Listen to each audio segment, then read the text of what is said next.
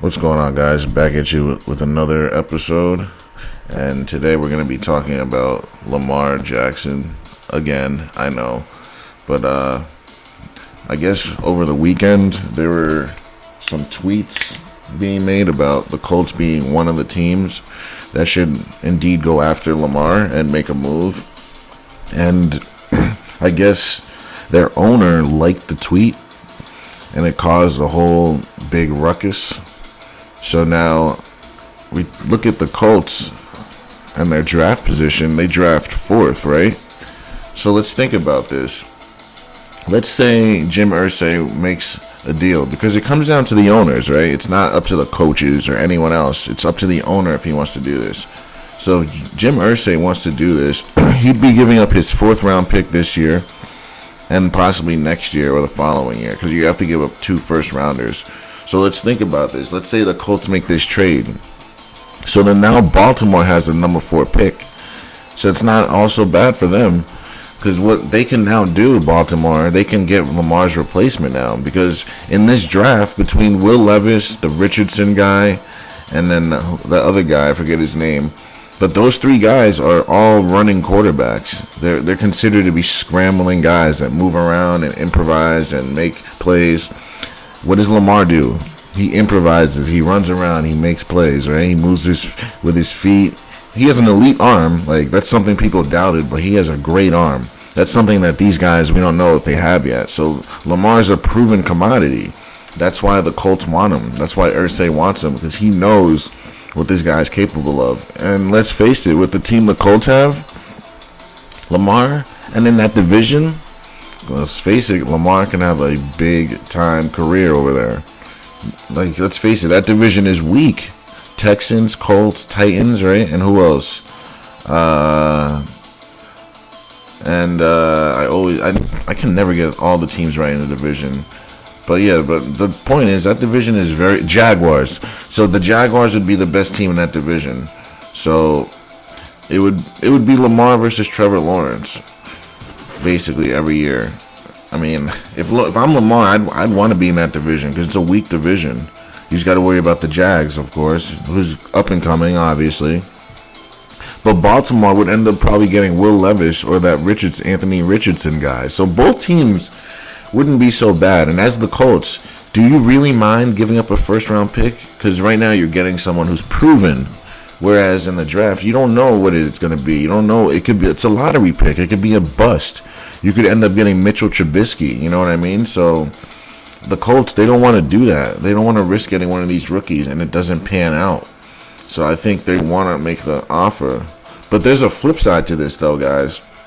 Because the Colts can make a valiant offer. They can make the best offer in the world. The problem is the Baltimore Ravens could just say, oh, well, thank you for making that offer for me. We're going to swoop in and make that offer and take him anyway. So that's really the main reason why teams aren't going after Lamar. Because they can end up shooting the shit and everything goes great. The offer comes through. And then the Baltimore Ravens can just sign that same offer sheet and then take him. So that's really what it is. It's not because Lamar's not good. It's not because he's black. It's not because of any of these stupid reasons people are saying. It's solely because any team that tries to sign him can get outbid by the Ravens. That's how it goes with this type of a contract. So it's not like he's a real free agent. You know what I mean? He's an unrestricted free agent. So the Ravens get to counter any offer any team makes. So that's probably why teams don't want to do it, because they're thinking no matter what offer we make, the Baltimore Ravens are going to sign over that, you know? So that's really what's holding this up. It's nothing else. It's not his skills, guys. This is just business, man. No one wants to budge. Let's look at what are the pros and cons of Lamar, guys. Let's talk about his pros. What are his pros when you think of Lamar Jackson? He can run around, right? He can improvise. He makes your linemen better because he buys time, right? He makes your run game better, which then makes your pass game better because you're so worried about the run, right? He has an elite arm, right? Like, we gotta admit it. Like, when he first came in, we weren't sure, but bruh, he wins 73% of his games, right? 68% completion percentage. He's elite, guys. We gotta hand him his flowers. So, what are his cons?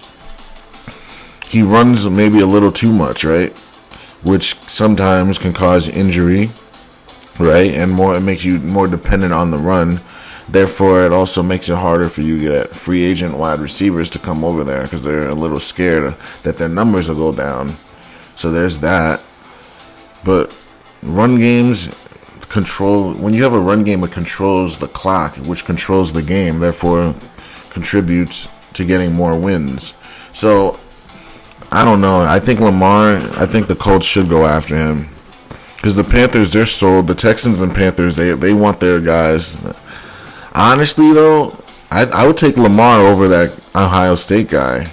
I really would. Like, the Carolina Panthers, like, they really should be trying to get Lamar, too. Like, honestly, the Carolina Panthers, the Texans, and the Colts, all of them should be trying to get Lamar. And even Seattle, screw it. Like, screw Geno Smith. Like, he's going to be there maybe one more year, maybe two. Like, come on now. All top five of these teams should be trying to get him. Maybe not the Cardinals because you got Kyler. All right, I get it. But these 4 teams out of these 5 should be trying to get him. But like I said, it comes down to them fearing the fact that